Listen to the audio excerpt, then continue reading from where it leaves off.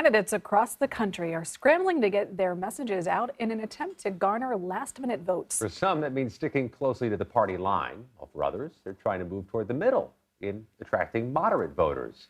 For more, let's bring in Kevin Sheridan. Chuck Rocha. Kevin is GOP strategist, founding partner of Protean Public Affairs, and a former RNC Republican National Committee spokesman. And Chuck is senior Democratic strategist and president of Solidarity Strategies. He is also co-host the Latino Vote Podcast. Kevin, let's start with you. As we mentioned, some candidates are making an effort to attract moderate voters. Do you agree with this move, or do you think it creates a conflict in overall party messaging within the Republican Party? Well, honestly, I've never seen an easier set of issues or an easier message environment right now, because the fundamentals are so obvious and glaring to everyone that, moderate voters are going to care just as much as conservative voters are for the message that Republicans have been out there saying. Inflation is too high, crime is too high, spending is too high. We're going to put it all to a stop. So the issue set was baked in from the start, and this will really, I think, be a fundamentals election. So even some of the lesser great candidates are probably going to get elected tonight. But Chuck, perhaps no surprise to you, Republicans are insisting a red wave is inevitable. Let me listen to a clip from Florida Senator Rick Scott, who chairs the National Republican Senatorial Committee. There's no energy on the Democrat side. This election is about the Biden agenda. People don't like high inflation, high crime, open borders, fentanyl. That's what we're talking about. So Mehmet Oz is going to win. Ted Budd's going to win. Herschel Walker's going to win.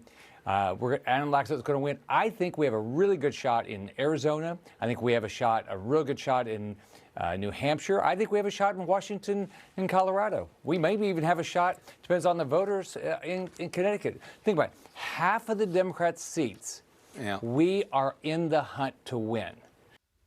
Well, it's an aggressiveness Senator Scott is showing. Chuck, what's your take on what he said? And do you think Democrats have been aggressive enough in their approach to the issues the voters care about?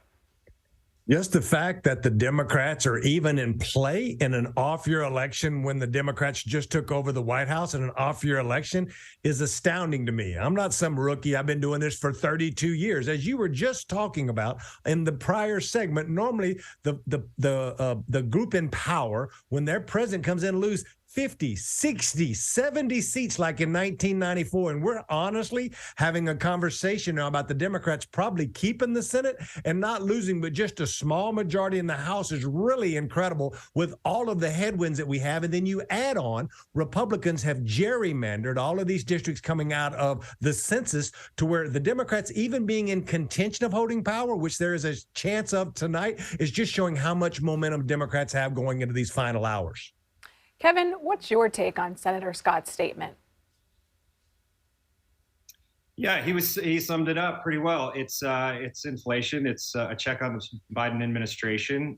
He's historically unpopular right now. So the issues are what they are. It's a very easy message for any Republican candidate to go out and say, we're going to put an end to this inflation by by stopping the $1 trillion bills. We're going to do everything we can on the border.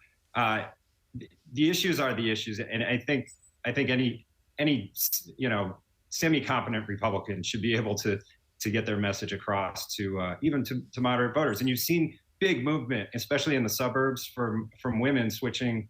Republicans were down, I think, 12 points just in August. They're up 15 now with women in the suburbs.